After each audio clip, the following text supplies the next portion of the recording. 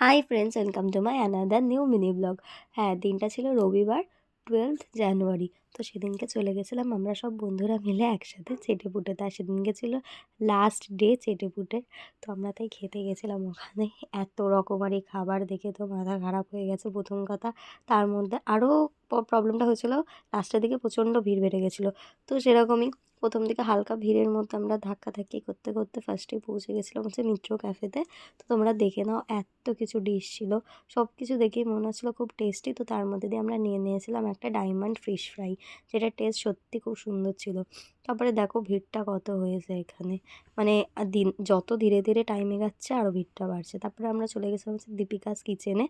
ওখান থেকে আমরা ট্রাই করেছিলাম হচ্ছে ভেটকি মাছের পাতুরি। আর দেখো কত রকমের আইটেম আছে। হ্যাঁ, ভেটকি মাছের পাতুরিটা আমরা ফার্স্টে নিয়েছিলাম। হ্যাঁ, আমরা 3টে ভেটকি মাছের পাতুরি নিয়েছিলাম। আর তো দেখো এখানে হচ্ছে কলা পাতার র্যাপিংটা খোলা হচ্ছে পাতুরি। বেশ গরম ছিল, পুরো একদম গরম গরম সার্ভ করা হয়েছিল আমাদেরকে। আর ভালো তেলও ছিল, সেটা তোমরা দেখলেই বুঝতে পারছো কতটা।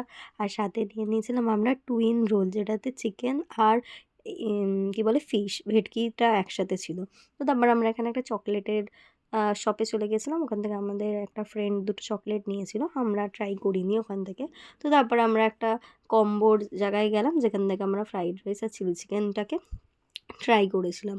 তো নেক্সট চলে গেছিলাম আমরা টেস্ট অ্যান্ড বার্ড বলে এই স্টলটাতে, যেখান থেকে আমরা মোমো, চিকেন ড্রামস্টিক আর শিক কাবাব নিয়ে নিয়েছিলাম। মোমোটা খুব অসাধারণ খেতে ছিল, সব কটা ডিশই মোটামুটি ভালো ছিল। আর মোমোর সাইজটা খুব ভালো বড়ো ছিল আর খেতেও খুব সুন্দর ছিল।